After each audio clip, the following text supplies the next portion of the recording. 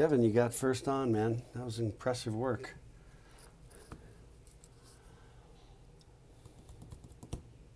Let me see.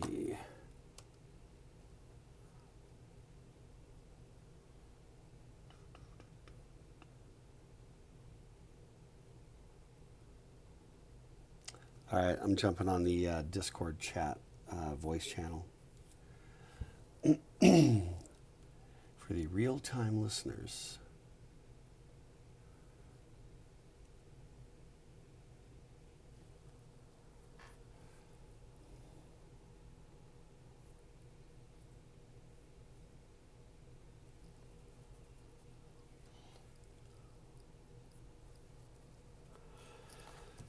Let me see.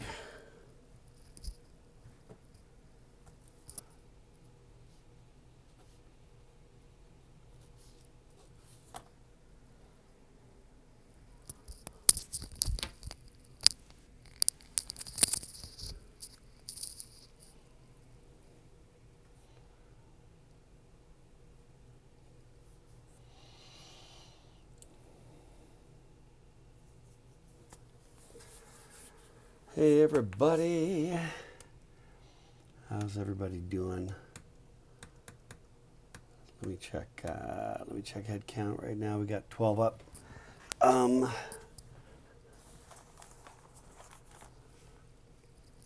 me see something.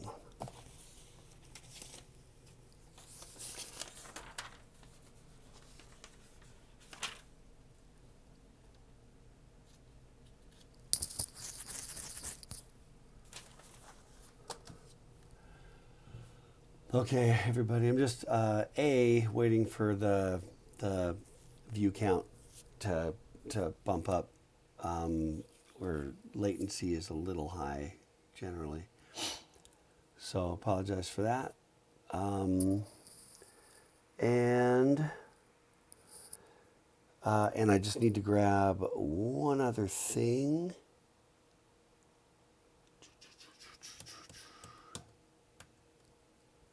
By the way, I really do like the one big advantage.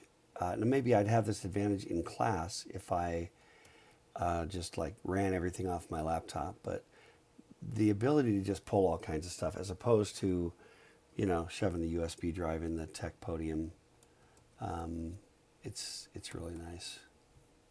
Gotta say, having kind of like the full console to operate from. It's not bad. Okay, I'm just looking for one other thing that I wanted to talk about. Nope.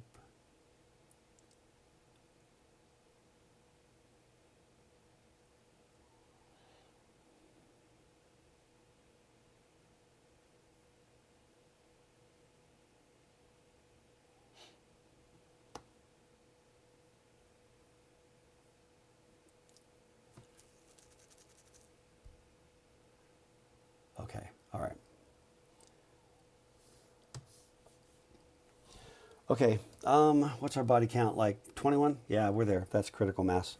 Okay, so welcome everybody. Let me see, a couple of quick things. One's kind of housekeeping. I've been going through, trying to catch up on the grading, and making a few decisions about what we need to do down the stretch, because everything's been thrown into a bit of a mess. And one thing, so let me see. Jacobalo Flanogo, is that, Jason, is that you? Typically I can figure these things out, but that one remained mysterious.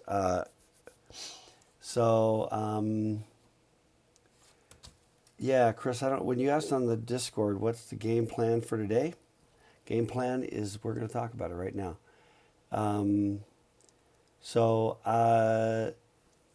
Anyway, Jason, let me know if that's you. Or if not, would Mr. or Ms. Giacoballo Flinogo please identify himself or herself? That would be great. It's for attendance. I was trying to go through and bring all the attendance up. Okay, now speaking of attendance, something that I noticed and realized is that there's a little bit of it's a little bit of a pain to sort of roll through the comments. It works okay, but the problem is after. Okay, so that is Jason. That is you. Let me see over here, because I think you responded. No, that's okay, Ben. Okay, right, right. Sorry, I won't blow your cover. All right, so I know who that is. Thank you. Now it's all good. I just needed to know who that was so I could give you proper credit for attendance. Also, if any of you were there, and it did not show up on attendance, would you please let me know? Just hit me up on Discord, and I'll get it registered properly. Okay. And if there were things going on and you were not able to get there, and then you were going to come back and hit it later and did, rewatch the lecture, let me know if that happens. Okay.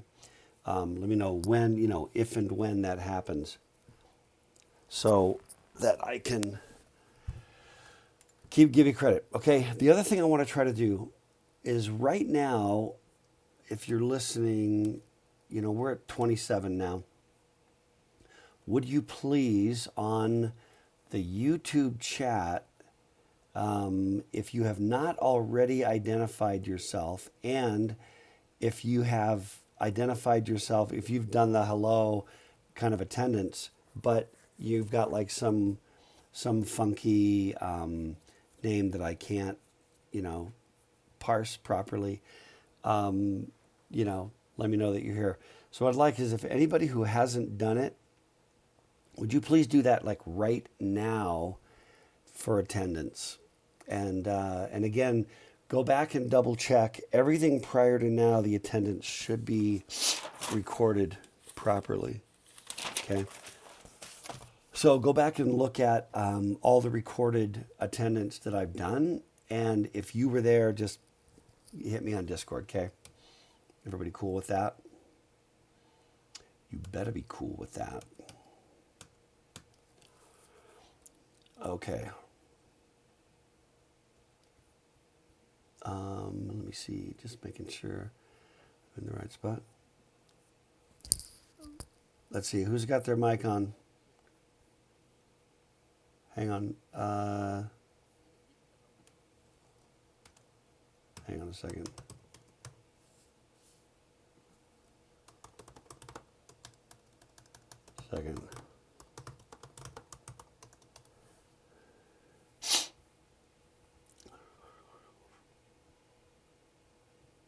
Okay, so on on Discord, Turnest, whoever you are in real life, would you mute your mic, please? Oh, I can mute him? Let's see. Are you muted?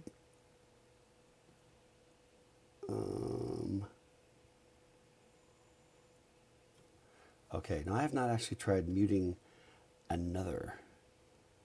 Okay. Okay, mission accomplished. I forced it. Okay. Yeah, whoever you are, manage your mic better. And everybody else, it's a fair warning. Okay, so here's what I did. I went through all the stuff, caught up on all the grading for everything that was submitted. You've noticed the grading is fairly generous. That's as much about me being a really kind and gentle person and just time management, which we're all kind of struggling with down the stretch, I think. So here's the deal. We have done, there have been 7 homeworks that have taken, number of things, and then went through chapter 5, like detailed work from the individual chapters through chapter 5. I noodled on this quite a bit. I am disinclined to, pop up the other homeworks. Now, I did say, to keep reading, and the readings were set up through like reading number 7, chapter 5, but I was always saying, keep reading, keep following the readings, and I'll get the things posted where you can record it. And so what I think I want to do is, and just give me your feedback on this, okay? But here's what I want to do. I want to not do any more homeworks. We've done through 7. Most of you have done those, and I've graded everything. And rather than trying to pile, we have 2 weeks of the semester. But rather than trying to pile on, what would be, a couple of homeworks and then just kind of backlog, I want to make sure that you have the broader exposure through the Skater Chick book, through the Gang of 4 patterns. And so what I'd like to do, I've updated all the reading assignments. Yeah, I've updated all the reading assignments. And again, I did say keep reading, keep following those, whether they were reportable or not. So hopefully you've been doing that. Even if you haven't, it still becomes basically reading with the only real accountability being to report that you did the reading. And my sort of intention, kind of desire, would be to have you guys take it seriously, take it, just read it a little deeply, take a little time. There's no homework. You don't have to do the code thing, but kind of let it distill. It's still, something we can hit when it's final time, midterm 2, whatever we want to call that. Okay. So if you look on the schedule, which let me just pull it up for you real quick. Where are we at? Yep. Okay. All right. So if you look on the schedule, here's what it now looks like. Okay. Hang on. Yeah. Okay. Let me stretch you the bottom. Okay. So one of the things that you will see is that we get to homework 7, which we did sort of just right after spring break. And then that's it. So there won't be any more of those kind of homeworks, okay? No more homeworks like that. The readings are all posted. They did kind of like expire somewhere around reading 7, I think, was like posted, and you guys could say you did it. So going all the way forward, all these readings, which is basically, read the chapter. That's really all it is read it. But again, I'd like you to just, for your own benefit, take a little time, go through the experience that the book gives you, and economize because you don't have to do the homework. Okay. That ought to, it does a couple of things. Number 1, saves you the homework labor. Number 2, even though there's probably a little bit of reading backlog, you only have to just manage to that reading backlog and get that exposure across everything. So I hope that seems fair and reasonable. I'm trying to be fair and reasonable. That's how I like to roll. So anyway, any feedback on that? Thanks, Erica. Again, it's a bit of backlog on the reading because I'm suspecting that most of you probably have not been, reading without a firm deadline in front of you, even though it was on the schedule. And I don't want to, that's in large measure my bad in terms of organizational madness. So. Okay, so we got a few thumbs up from various people. What else? Oh yeah, similarly with in-class assignments, we've done 1 through 6 in-class assignments, the last one, which was the vending machine. And for a number of reasons, I think it's good. I think it's just going to be adequate. Okay. Uh, yeah. Any other housekeeping questions? I think that's actually everything as far as housekeeping. Schedule wise, by the way, here's what I want to do. I want to talk about on Wednesday, I want to do a little bit of a patterns wrap up and talk about the final. And then I just want to uh, figure out how we want to do the final and then basically just put that together and then let you kind of just pound through and get this thing done and put to bed. I think there are some other classes that are really, really project intensive and that are going to kind of kick your butt. And this class, I think, has been meant to be a lot more, kind of an experiential class. There's a lot of things I hope that you got out of this that are irrelevant to, whether you were going to, be able to answer a question on an exam, and things that are a lot more experiential. So I feel like, on balance, something's got to give in all this crisis. And I feel like this is one of those classes where we can kind of like taper down at the end instead of, having it just ramp up and pound everybody. There are classes that are built around big projects, like your advanced architecture class, for example. And if you have that at this point, that's maybe a little bit ahead. But some of you have classes that just have big projects and that are kind of built around that, and you can't really alter that so much. I want to try to, accommodate in that respect. So McKay asked on Discord, what kind of info should we be focusing on during the reading as you prep for the final, concepts, how you might apply the structure of the pattern. Yes, very much that. The concepts, like what really it's about, what I mostly want you to be focusing on as you read these chapters is, why do we care? Why is that? Right? A pattern is a solution to a problem in a context. What was the context? Why did this pattern show up? Can you, if you were in an interview and somebody, just asked you, and I guess I've heard a little bit about people asking in interviews about patterns.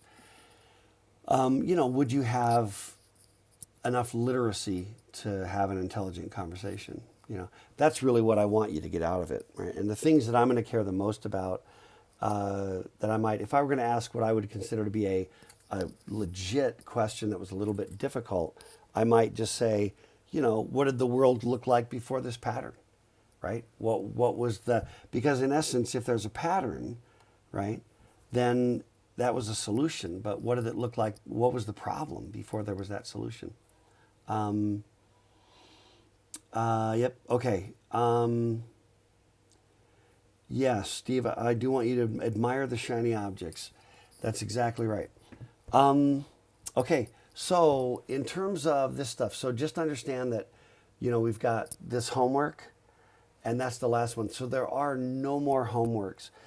And again, we've said this before, but if you, as we've talked about this whole pandemic and the stay-at-home stuff, and everything's been a bit disruptive. And for some of you, in particular, it's been just really brutal, just emotionally harder. A lot of dynamics that go into that. So I want to be accommodating to all of that. So if there are, readings you haven't done, things in the past, things that you're backlogged on, just talk to me, and we're not gonna. There's not going to be any firm deadlines here. We're gonna help everybody get out that it kind of wants to and is able to, with a lot of latitude. Okay, so just understand that that if you're one of the folks struggling, it's cool. I'll work with you on it. So don't worry about there's no dead deadlines. And as I said, let me see. Yeah, so that's it. Okay, readings. It's just readings. That feels pretty good, doesn't it? It's just readings and the final. I like the sound of that a great deal. And then let's do class. We'll do it today. We'll do it Wednesday. We can still, if anybody wants, we can get together for party time, next week on Monday or Wednesday. If anybody wants, In fact, what would be fun? It would be optional, but if anybody wanted to come and document, do like a screen share on Discord, and document your experiences with, Norman doors and other kinds of stuff, shiny objects and squeaking doors. That could be fun. No pressure on that, and we just do it if it's a lift to people. If it's a pressure, then we wouldn't worry about it. Okay, all right, that's good, right? Everybody's cool with that? Let me get rid of this guy. Okay. Let me see. I got tabs everywhere. Okay. Things that we were going to hit on. Oh, want to say one more thing about the readings. In my mind, one of the most important readings down the stretch is the last reading, which is chapter 13 of the book, which is really kind of the book's summary. It's a lot of stuff that that we've already talked about, that I've already kind of hit on, but it's a decent summary of kind of everything. So something that I wanted to hit on. I said that I was going to talk a little bit about Tufte, right? And so I went and, hang on a second. There we go. Yeah, so I went and I found my book. That's it right there. That's Tufte's book. There's Edward Tufte on the back. This is just, I don't know how many books are in my top 10. You know what I mean? There might be like 30. But this is one of them. This is, in terms of professional books that really, really changed my life, Tufte. And Tufte, I think I mentioned I met him. And just a great guy, class guy. And I've just got a lot of respect for what he's done there. I don't think we talked about this, but one of the problems he was talking about, how you do publishing, how you do certain things. One of his kind of key ideas was that every point of reference to anything had to be self-contained. You don't reference a graphic that's on the next page. That was just one of his really nitpicky, persnickety sorts of details, right? Because then you're like flip, flip, flip, flip, flip. And what I learned was that Tufte couldn't get a publisher that was willing to basically publish his book according to his spec. It's a book about visualization. And he was like, no, you got to be able to do, this has to go like that, this has to go here, that cannot go there. And he wanted to have complete control basically over the typography of everything. It's a book about that. And he couldn't get a publisher that'd be like, yeah, we'll do whatever you want. They're like, well, we have our editors and we have our whatever, right? And he's just like, no. So he literally started his own, publishing company to publish the books, so that, because nobody would do it. Also, they had to be a certain quality, certain cost. Everyone was like, nah, not going to do it. Anyway, I think it's worked out pretty well for Tufte. But that's a pretty gutsy play, I think, professionally. That's pretty gutsy, and I really respect it. So I wanted to hit you with a little bit of Tufte. Okay. First off is right there. That's I just wanted to prove to you that that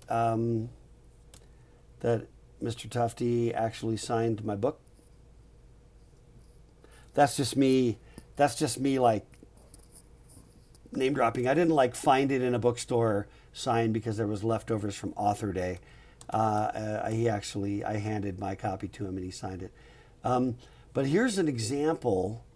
We talked about this idea, right, of pixels per information versus information per pixel, right? Remember that? And we looked at Napoleon's March, right? The very, very famous graphic. I want to just show you this one as an example. And just look at, okay, there's this graphic.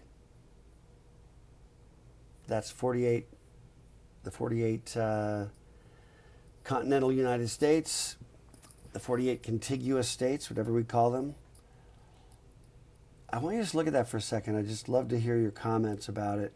And especially the question I've got is, how does this graphic relate to the question of information per pixel?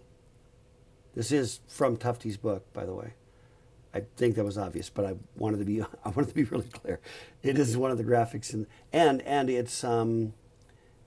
he's got like multiple pages of this. Okay. So give me your comments, and if there's audio, let me know if I'm not hearing, your audio, which happens.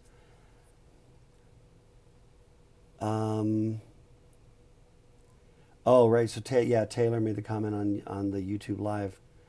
The numerical analysis book, making you flip back 3 chapters. Yeah. Anyway, what do you think? What do you think? What is it about this graphic? No, read the caption. All types of cancer, white females, age adjusted rate by county, 1950 to 1969. That's not a lot of words, right? So Erica said, so again, I'm going to kind of, just for where Discord's not part of the YouTube thing, I'll eventually figure this out, by the way, in terms of getting a better feed with all the comment things. It's all just been a matter of time. Erica had said, that she gets way more information from the photo than I could ever get from numbers. And so I want to tell me a little more about that, Erica. And then Michael said, I knew what I was looking at very quickly. Isn't that interesting? What are you seeing?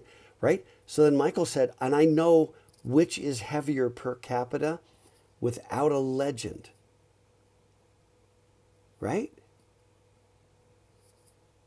No, there's no legend on this thing. Isn't that amazing? Right? I mean, and do you pretty much know? So let's talk about this. Again, a little harder here with the chat, but just think about this. So then Steve said it'd probably take a whole chapter to explain what's in this one picture.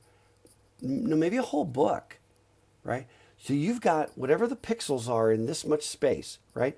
You could have done a big, fat, ugly histogram, right? Going a bar chart, wonk, wonk, wonk, wonk, in the same amount of pixels, right? So much wasted in that instance. In this case, I mean, just look at that. So I want to just kind of, so Michael said the gradient's pretty clear. I agreed with Steve, except I think it's more like a book than a chapter. So if I've got to have a whole chapter, even, or a book, to explain what's here, even just articulating it, right? Now I've got to go, no, here's what happens. Here's the thing that happens. You guys are kind of running out of comments. More comments, please. What do you do? What do you do when you see this picture? What do you do? I mean, there's a few things that I know you immediately do. What are the questions? Orders of ignorance. This picture creates a framework that invites you to ask questions. When a picture invites you to ask questions, and I mean like real questions, I don't mean like, huh? That's not really a question, right? Right. So Erica said, that, I feel like I can take in all the information at once instead of having to dissect it down. Okay. So yeah, tell me more about that, right? Like, in other words, I look at this, first of all, it's per county. And we understand that, as you look to the left, you look to the Intermountain West, right? Nevada, Southern California, New Mexico, Arizona, Utah, Southern Idaho, right? There's some pretty big counties geographically, So there's that. So you do recognize that. So one of the things it tells you, without even caring, is what the relative size of counties is geographically. You see that. You don't even have to ask, well, but these county sizes, how big are they? No, you see it immediately. You already know instinctively. Do you see? Okay, remember our design principles and Norman doors. A Norman door is one, just think about it. There are doors that have as many words as this graphic, just to be able to tell you, I'm exaggerating, but just to be able to tell you whether you need to push or pull, right? I mean, strictly speaking, that's not true. But I'm just saying, when it's like push or pull, and I've seen doors with other informational signs, this door does not something or other, right? And yet here you've got 1, 2, 3, 4, 5, 6, 7, 8, 9, 10, 11, 12, 13. You have 13 words and you are off to the races. How much information and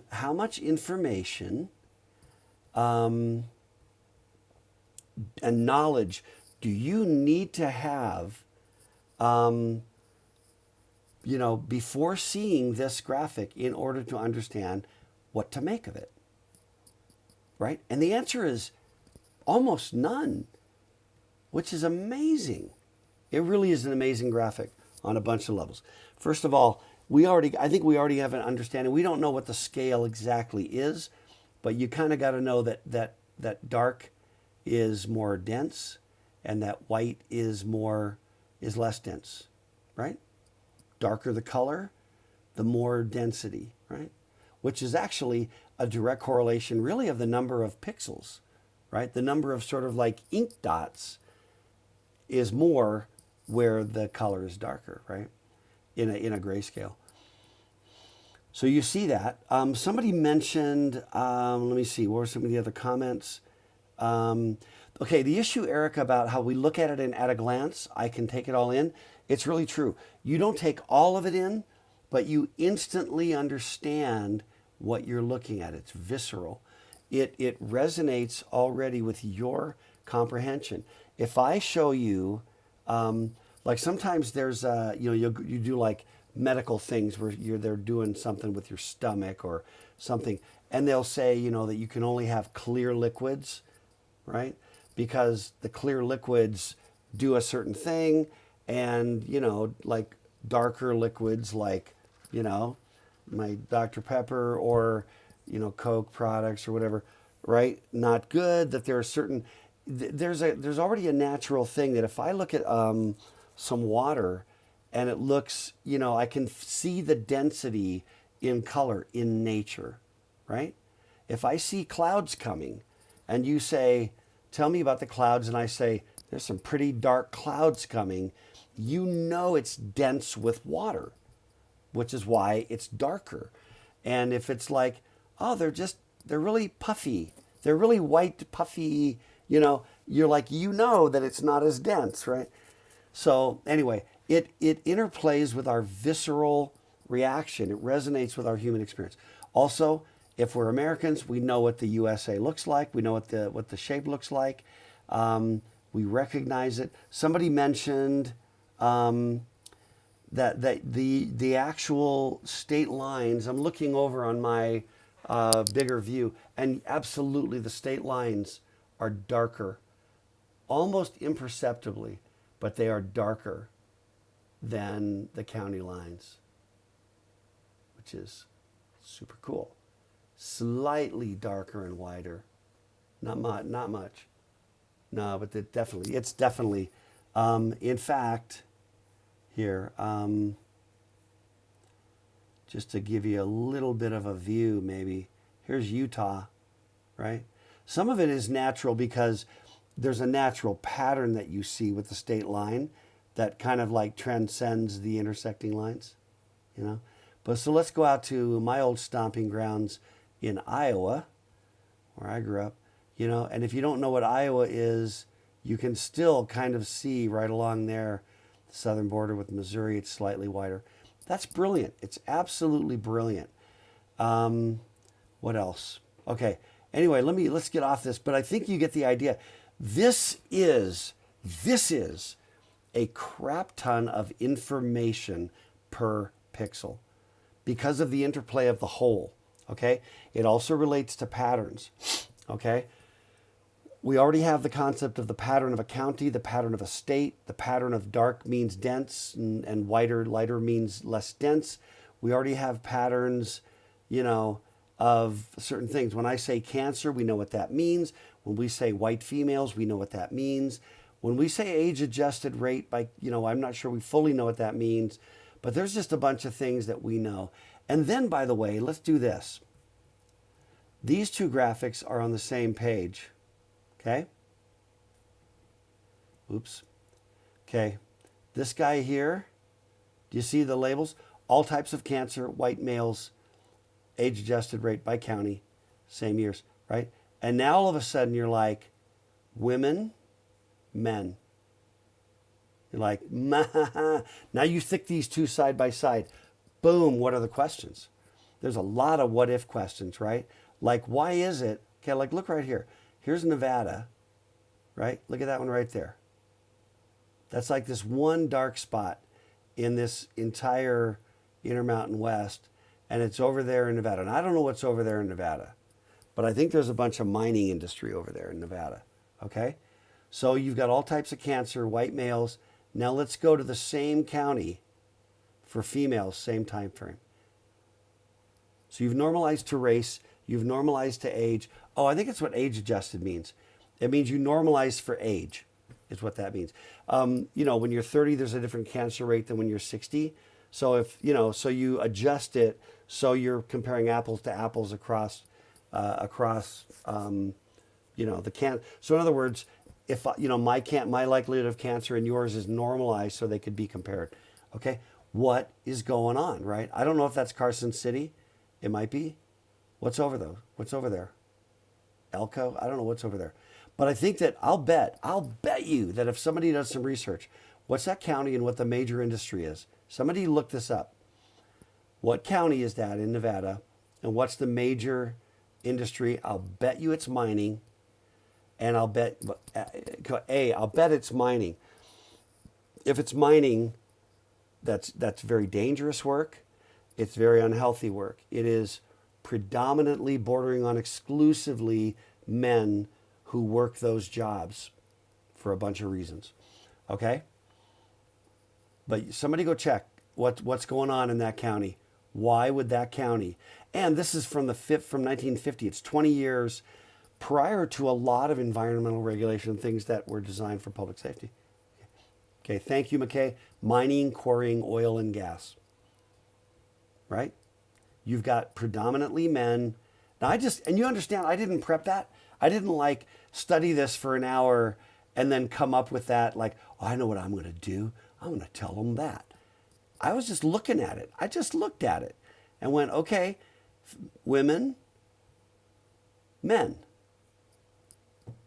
Like, what is going on? Right? Is there something that's gender specific? You know, and work tends to be, not universally, but there's, in certain industries, there's, you know, there's different trends, right? Who's willing to work what kind of jobs?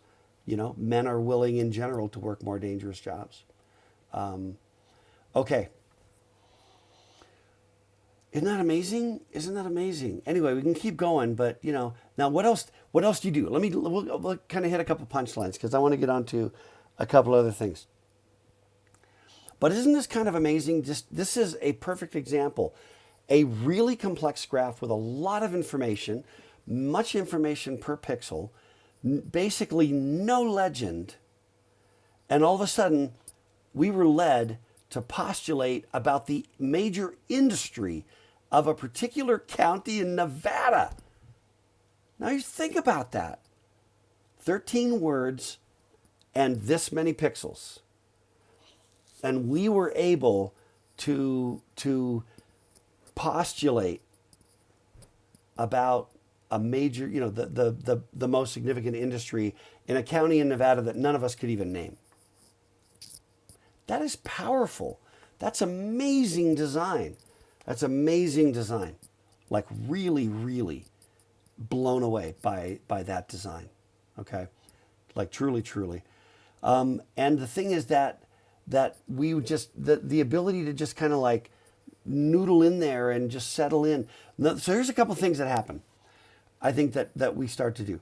We start to go, as soon as I have women versus men, I immediately want to know where the difference is. And then what explains the differences, right? So what explains the differences in the cancer rates between men and women in a particular county? And the answer is the kinds of work that happens, across genders. And that's part of it. What else is it? Maybe there's a higher, smoking among men versus women in that county. I don't know. There are others where you look and it's like exactly the same, right? Well, when it's exactly the same, then you kind of have to go, well, where it's exact, like let's take this guy right here, this one here in Wyoming, and it's the same. Exactly the same, no? Ballpark the same, yeah, right? And then you're like, okay, so there may be some common sort of thing, right? Okay, what else do? You immediately look at where you live, don't you? Don't you immediately go, okay, Utah, how we doing, Utah? There's Utah. Okay, where's Utah County? We're down here. You know what I mean? We're doing pretty good, at least. Wait, the men are. How are the women doing in that same area of Utah?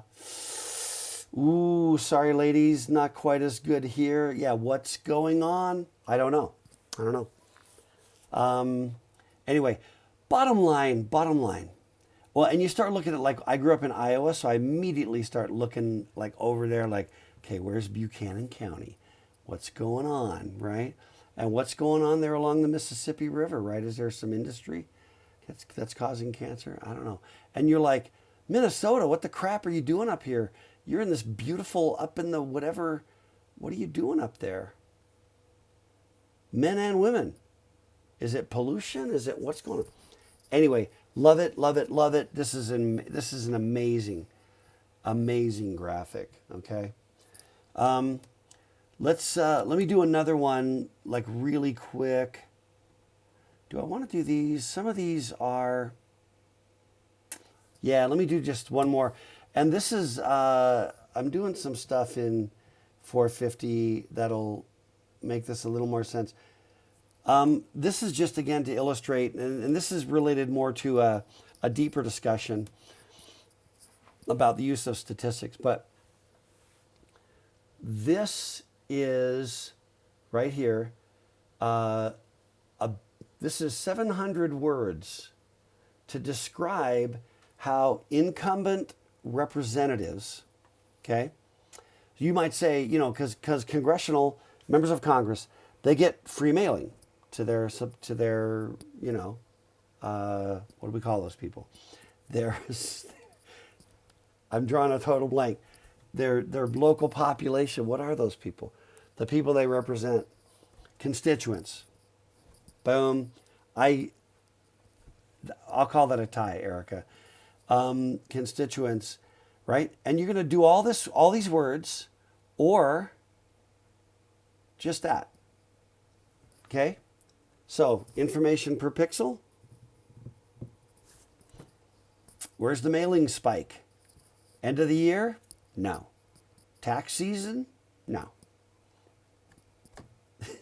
March Madness? No. No. When's the spike? October. What happens the first week of November? Election. You know? Anyway, it doesn't answer all the questions, but it does give you information. But the whole point, you got all these words down here, right? Which loosely stated could be viewed as blah, blah, blah. Or you look right there, you know, year by year by year, you see the pattern of when they use their mail. Now, is there an advantage to incumbents when it comes to winning election? Hell yes, there is. And anyway, and then that feeds in an entire other set of discussions, right? Okay, so that's probably good enough for a little tufty for the soul. And okay, so I want to talk about, we talked last time about PERT charts and Gantt charts.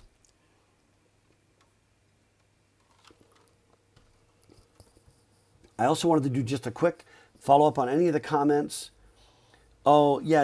So McKay said that the first thing, two things first. Look at the state I'm from, and then, you know, look into that dense black area in the Northeast, right? And then Michael pointed out that the frameworks required for this graphic was just so simple, like geography. Michael brought up that the state lines were denser. And McKay said, all you need is the title to get an idea. Let me see. So, and again, I just want to read this for those not on Discord. McKay said, I had a teacher who said something that's been really helpful in reading academic papers. That's a completely duh thought after you consider it. Use it all the time. It was, the title of the table tells you what the table tells you.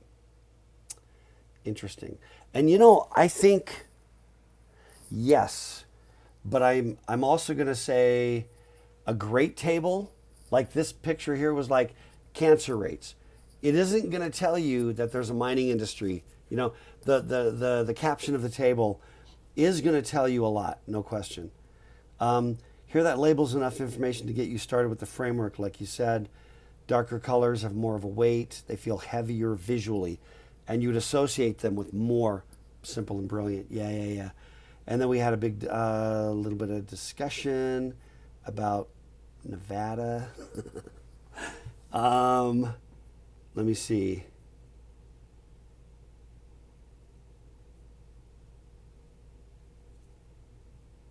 Let's see. All right. Yeah.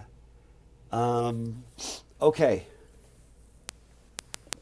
All right. Yeah. So great comments. Thanks for the comments. For those of you that are just, I guess almost everybody's probably on Discord seeing comments. For those that are only on YouTube, you're missing out on the live comments on Discord, but it's all good. Okay, I wanted to talk about, we talked about workflow, right? Workflow diagrams, which we didn't call workflow diagrams. And we talked about, what were the last we talked about? Sequence diagrams and workflow diagram and activity diagrams. I am just pulling those up real quick. We talked about activity diagrams like this one. Okay. We talked about activity diagrams like that, right? And then we talked about communication diagrams like, hang on a second. Now, was that the ones we wanted to talk about? Well, yeah, we kind of did. We talked about, these communication diagrams, but we also talked about, where was it? Sequence diagrams.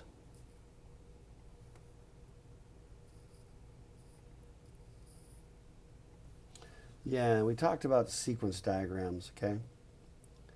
And I think it was probably more, uh, it was not the communications. There was a slide where we actually talked about like didn't we? Did we talk about sequence diagrams versus activity diagrams?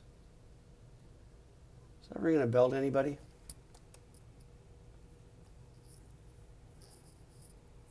Um, Let me pull it up here.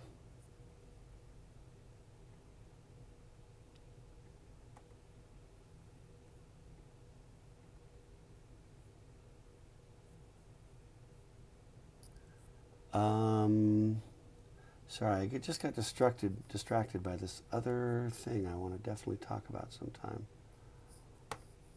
Sometime. There's almost no time left. Yeah. Okay, so what we talked about was this. This was our slide, if you remember. Well, we talked about sequence diagrams versus communication diagrams, and how communication diagrams bore certain resemblance to activity diagrams. I think that was kind of the idea. Okay. And I basically told you that I wanted to talk about PERT charts and Gantt charts. Okay, and I want to do that right now, because these are things that you're going to get in. You got to get it in some kind of software engineering.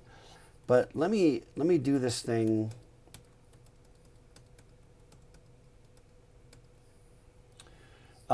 Imagine. So remember what we talked about with that picture. Let me see what's the best way to demo that. Well, you remember that we talked about that sort of the differences, right? Some of the similarities and differences. So what you have here is, imagine that you've got the following tasks, arbitrarily named T1 through T12. A duration, how long is it going to take me? 8 days. Why not? Days is fine. And then dependencies, which says that T3 can't get going until T1's done, right? I mean, there are a lot of things in life that look like this, right? Oh, okay. So, Michael, are you saying that you said you use this in OS history, OS theory, PERT charts and Gantt charts you used, or the notion of like, interesting, which communication diagrams would also give you that. You know what I mean? There's various sequence diagrams and things like that. Okay, well, that's cool.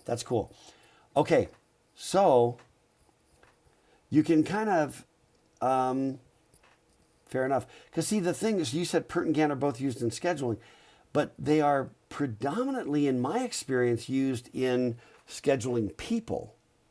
Now, it depends on what you're talking about in this OS theory class, but scheduling people, they come in, they figure very, very largely, but they can show up in any sort of, workflow or resource scheduling, okay? But you get the idea. These are the tasks. That's how long they take. These are the dependencies. And then there are milestones as you get through them, okay? And then what you get, okay, yeah, so scheduling processes. Yeah, I totally get it. So what you get is a PERT chart like this, okay? And that PERT chart has the various tasks. This is our starting point right here, I think. No, sorry. Start is in the same vein as milestones. So we start here, and we're actually using like calendar dates on these milestones, okay? And from that starting point, T1, 2, and 4 all three take off. When T1's done, that constitutes a milestone. When T1 is done and T2 are both done, that constitutes a milestone, etc. And you can also, with this, do critical path analysis, right? True of everything, any kind of communication flow.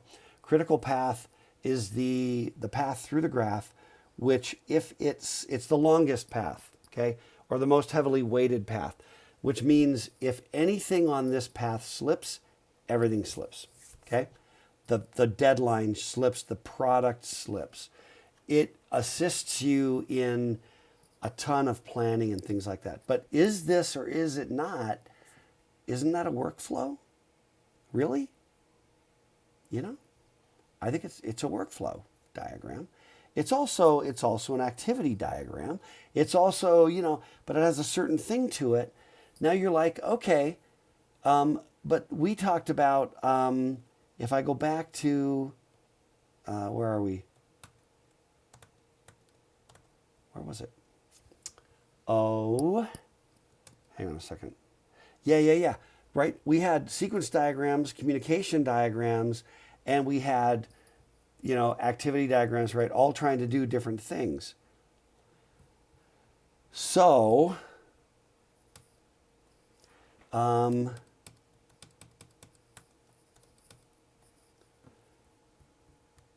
so how would I do this if I wanted to look at this from a sort of like a resource management perspective?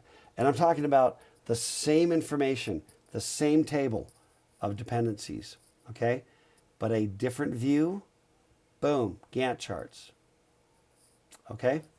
This is all the exact same information, okay?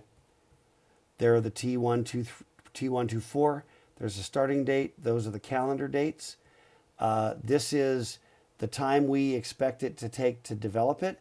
But what this buys you visually in the Gantt chart is the latency, the play you've got, the slack. Which means, you know, if this is, you know, let's just say this is, I don't know, pick something where you've got this known scheduled surgery, right?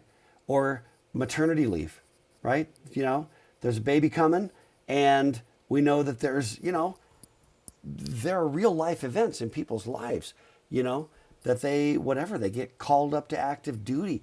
Stuff happens, right? If I can see these things coming and it's like, okay, look, you know, whoever's on T4, it's like, I know you've got this 2-week trip coming up. Let's schedule it here. See what I'm saying? Schedule it in the slack time. So the other thing that this Gantt chart view gives you is the ability, if you stack it all up, like up, down, and just start, like, let's say you know that this is one person, right here, 3 engineering bodies during that week, right? And you can look at this and kind of go, if those same people cascade down, well, here I need 4 bodies, or somebody's working overtime. Here, 5. So I can literally draw like a histogram at the bottom that shows the rise and fall of the resources, of the engineering resources that we need, so I can see where my peak is. Isn't that interesting? So again, it's the very same information as that one. But first of all, you can't, here you can see the critical path easier. You can see the workflow easier. You can see the dependencies easier. Over here, you don't see the dependencies as readily. You can't see the critical path. You know, it doesn't jump out at you. And it is based upon the same information. And this is what is so critical about why you've got so many different kinds of graphics to talk about really the same thing. They give you different views in, okay? The other thing that you can then do is, you know, this more readily makes it, you know, easy for you to do that kind of assignment, okay? Then you can do something like this. Once you've done the assignment, you know, Jane's got to do T1. That's her expertise, right? Okay, once I've got the assignments done, I can then build a Gantt chart that's based on the people. So I can see what Fred's doing as a function of calendar, what Jane's doing, what Ann's doing, what Jim's doing, right? What Mary's doing. I can see what everybody's doing on an individual basis. So I can look at this and I can say, some other teams like, yeah, we need Fred, you know, the first, you know, somewhere in mid-August. And you're like, you can't have him, you know? And we're like, but you can have Mary, you can have Jim if you can wait till this point. So it just, again, just different ways of looking at the same information, right? And then you can also see, you know, some of that stuff as well. Anyway, that's probably that's just an illustration of, you know, per chart, Gantt chart, and how much they look like and act like activity diagrams, you know, workflow diagrams, sequence diagrams, communication diagrams, right? Notice how the sequence diagram, you know, looks a lot more like a Gantt chart, and the communication diagram looks a lot more, you know, like a per chart. Okay, so that was a little bit of slidification. Something that I realized that there's something that I do want to hit. That is from that. I did have one more set of slides, and it was actually, I called it Patterns of Leadership. And the Patterns of Leadership is about, I don't know what my page count on that? It appears to be 12 slides. Yeah, I want to hit this before we're done. Today we got about 15 minutes, and I'd like to, let's do this. I want to talk, let me see. We talked about Tufte. We talked about PERT charts and Gantt charts. I wanted to talk just a little bit more about John Cleese. I don't want to play it. We don't have time. But I want to talk a little bit, and actually, before we jump into that, does anybody have anything else that's bugging them or nagging them, comments or whatever, or anything else that you just really want to, you know, get my take on?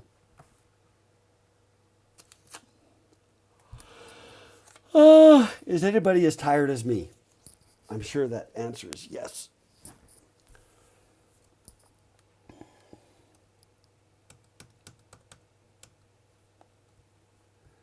Yeah, I got responses about being tired. Also, by the way, I recognize that I'm being a really bad example with touching my face. The reality is, right now, I'm actually leaving my house about once a week to go to the grocery store. Literally, that's pretty much it. So I am in this contained environment where I haven't, you know. So, welcome. This is just me, so I apologize for being a bad example. Okay, let me hit the last thing then. So what I want to talk about is talk about a little John Cleese, the creativity. I was curious what you guys got out of it in the end. And so please feel free to comment. By the way, the YouTube chatters, man, there's like no chatter at all on YouTube on the live chat. I don't know what's wrong with you people. What's wrong with you YouTubers?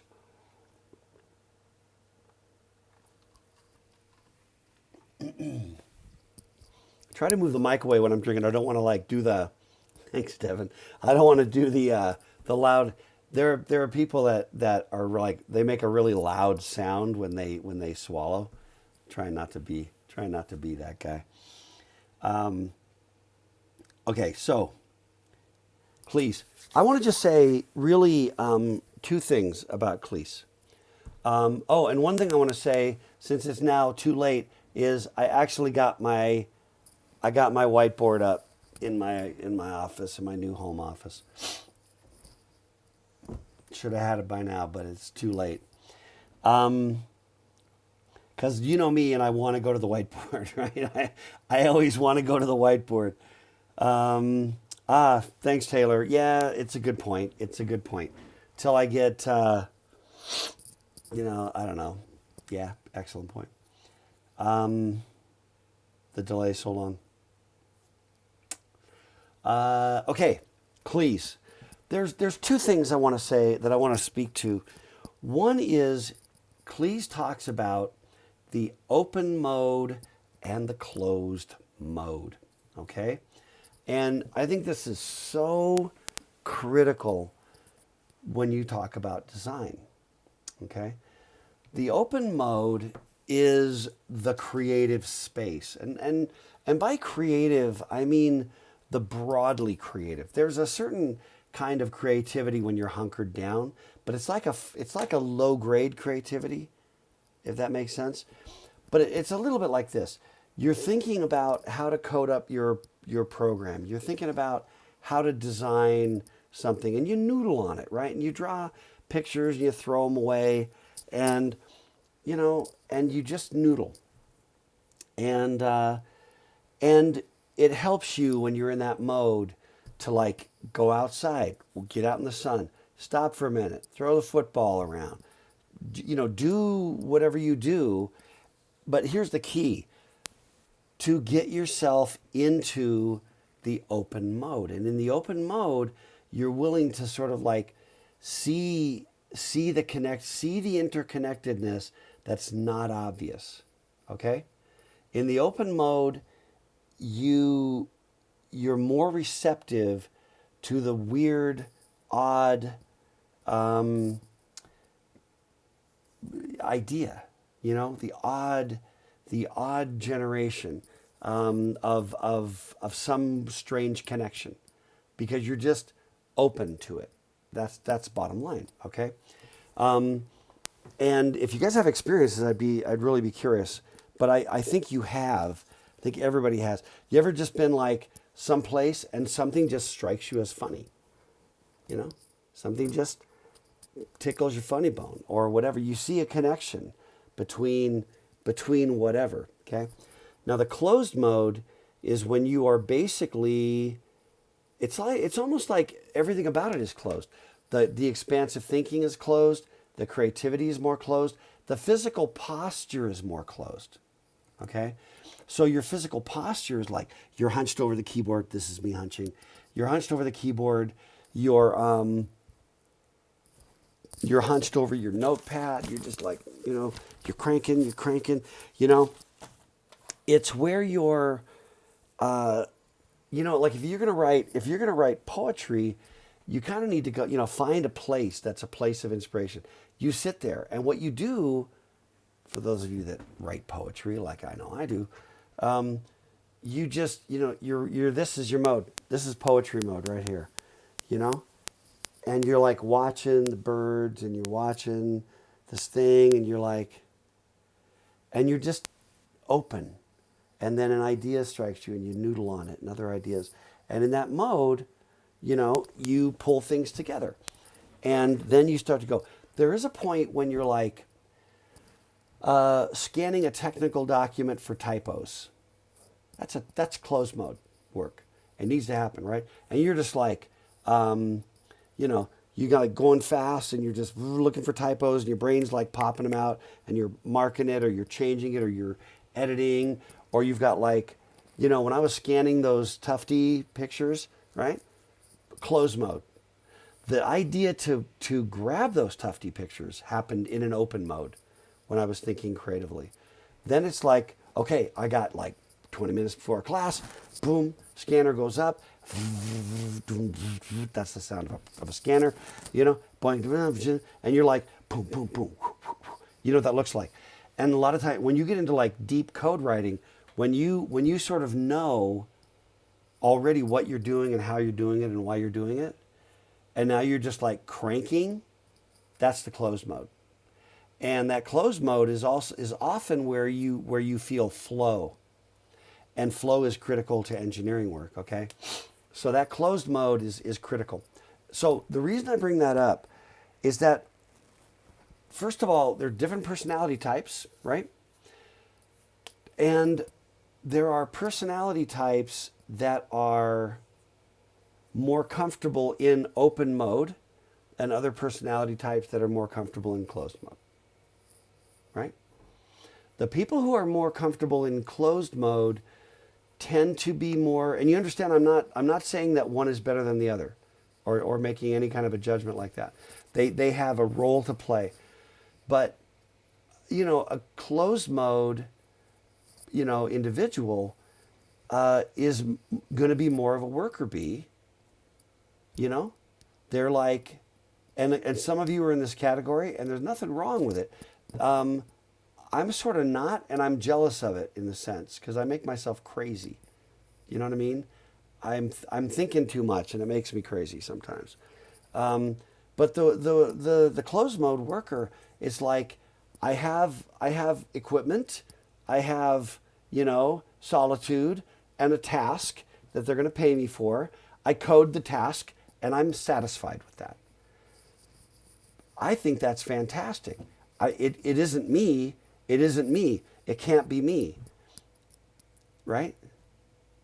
I gotta be me. You gotta be you, and be true to that. And then there is what would be the ultimate closed mode thinker to me would be in business. It's probably Elon Musk. Like maybe we need to probably colonize Mars. That's kind of open mode thinking. Whatever, right? Steve Jobs. You know. Um, anyway, there's open mode. The open mode thinkers are the ones that the Jeff Bezos. It turns out that extreme open mode thinking is very valuable because a lot of great ideas pop out of it. Okay, a lot of great ideas are generated in that open mode. Now, it's a rare combo to have the open mode where you can create the idea and then enough closed mode to actually execute. And the Elon Musks, the Steve Jobs tend to be like that, the Jeff Bezos. Um, I think the ultimate, if I'm just going pure personality, the ultimate open mode personality in my life would probably be Robin Williams, the late Robin Williams, right? Robin Williams was not just funny; he was like certifiably nuts. I mean, his mind was just going constantly, couldn't even shut it off. I think a lot of times, I don't think most of the time anything Robin Williams ever did was actually like thought out in advance. It was just in a moment, spontaneous. He couldn't even just stop it all from coming in. And honestly, at an extreme, it becomes a mental health risk, which it was for Robin Williams. I can't say it, but I'm just saying that there's a certain kind of like crazy idea thing, that is really what the open mode's about. Okay, so what I'm talking about relative to Cleese is that the great ideas happen in open mode, and like you're sitting there and all of a sudden you're like, oh my gosh, I know how to do the one thing, because your brain constantly wants to figure stuff out. It's that Gestalt thing we talked about way at the beginning, right? A pattern matching, that closing the gap. Your mind always wants to do that, and it will relentlessly do it, right? So I think I told you. I'm not sure if I told you Dr. K's laws of learning, suitable for learning foreign languages, foreign to you, instruments you don't play, skills you don't possess. And Dr. K's rules of learning is quite simple. It goes like this. Number one, enjoy doing it badly. Number two, trust your brain. That's it. That's Dr. K's laws of learning. And the reason why that works is enjoy doing it badly induces you to spend time with it and to be gentle with yourself while you're learning. If you want to really discourage yourself, you're learning something, learning to play an instrument, you're learning to sing. Early in your process of learning to sing, you want to demotivate yourself and stop singing forever. Record yourself and then listen to it. It's going to be bad. Even worse, record yourself, post it on social media. Record yourself, show it to others. No, this is bad. This is bad because that takes away from you the enjoy doing it badly. The enjoy doing it badly is very private, okay? It's very private. And you've just got to just revel in like, yeah, I know I'm not a good drummer. I am a drummer and I don't think I'm a good one. But man, throw the headphones on, privacy, bam, bam, bam, bam, Don't record yourself. Enjoy doing it badly. Your brain knows what good sounds like. So your brain's always trying to like wire up circuits. It's building programs, right? And then one day, whatever, you'll come back from vacation, you'll sit down to the drums, and you'll be doing something you never could do before. I had this experience when I first started to learn to play the bass, which was in my late 30s. I started playing bass, and I don't know if I shared this in class, but when you play the bass, I'm trying to find something. Yeah, this works. When you play the bass, there's a 2-finger pick. So you're like this, okay?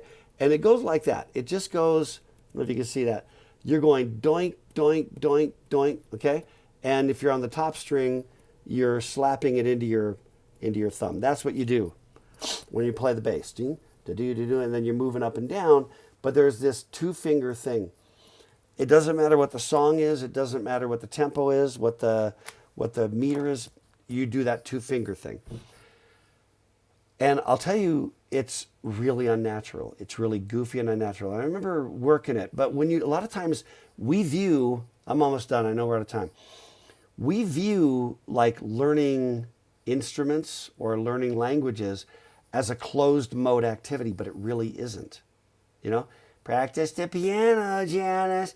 This is Janice practicing the piano, right? Hating mom. Because you're like, I can't get it. And you think somehow if I concentrate, and get in the closed mode, it's going to somehow go easier. It doesn't.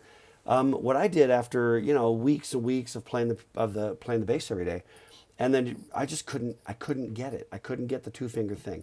I was just like, screw this thing. I'm going to take a break. So I put it down for like a week or two. And then when I picked it back up, I could play. I could play the 2-finger pick when I picked the bass back up. Without practicing. Why? Because my mind was working on the puzzle. And when you get into, an excess closed mode, I sometimes call it sphincter mode. You know what I mean? You're kind of in the sphincter mode. You're like, that's the facial expression that accompanies sphincter mode. You're in this thing. When you're in that mode, you can't learn anything. You can't learn, you can't create. When you're just so pissed at your program, pissed at your, math, whatever. I remember physics did that to me. I'd just be like, pencil, and I'd break the pencil, I wad up the paper.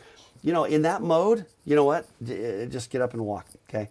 Because you're not going to get anything done. Okay, so a point just being, that creativity comes in the open mode. The good ideas, the cool ideas, the clever solutions, they all come. So you got to figure out a way.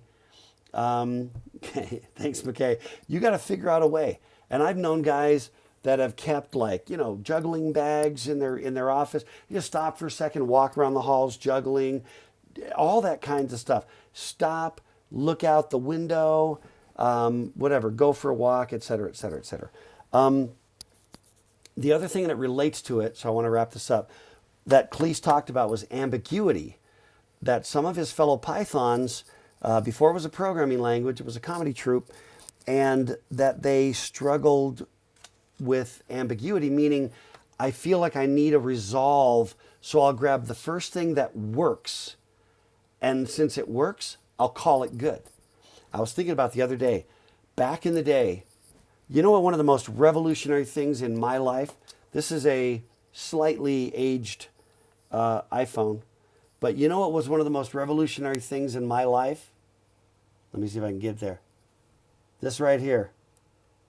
I am in silent mode vibrate, open for calls. Do you see it? Okay, do you know how long? Do you know that it was the mid-2000s when the iPhone came out? For the first time, that was a thing. I had a Nokia phone back when that was a thing. And to silence the phone was like nested 5 layers deep in the menus. Because someone's like, we need to silence the phone. Okay, that probably ought to go in the system functions. It's there. We can get to it. It works. We're done. No ambiguity. We got to get down to closure as fast as we can, lock down, stay in the closed mode, which is why Nokia's cell phones sucked. The usability on those things Siemens even worse. They sucked. And I think it had to do with open mode versus closed mode. Whereas Apple, Steve Jobs once said, what we try to get at Apple are musicians and poets and artists and writers and and naturalists and biologists and who also happen to be amazing software engineers. It was Jobs valuing the open mode and that creativity, allowing you to do something, to do a number of things. May he rest in peace, because we really need that guy back. I mean that seriously, for some dope creativity. Anyway, that's it. That's kind of, to me, what Cleese was talking about that was so critical in terms of creativity, and you got to bring it to bear in everything you do, whether it's learning or whether it's innovating, creating the next new idea, making the right. You want to do a startup company, et cetera, et cetera. Get used to discovering where your open mode is and where you are comfortable, be more comfortable floating in ambiguity until the point at which you've got to latch it down. Well, then latch it down. But prior to that, you don't have to latch it down that early. And your brain might just, trust your brain, it might just pop out a solution you didn't see coming. That's it. Let's be thinking about salutes that we can do to each other without shaking hands for the future. I like that one.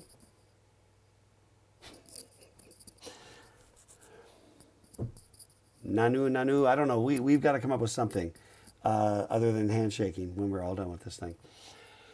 Okay, my friends. So Wednesday, I want to do that last lecture. It's like your last shot at Dr. K's philosophical rant, and we'll talk about the midterm 2/final. Okay. If you did not sign the roll on the YouTube chat, would you please do it?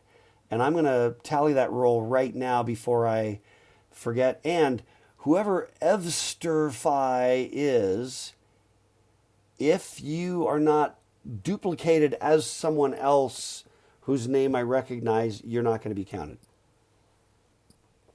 And if you already are, you don't need to say anything.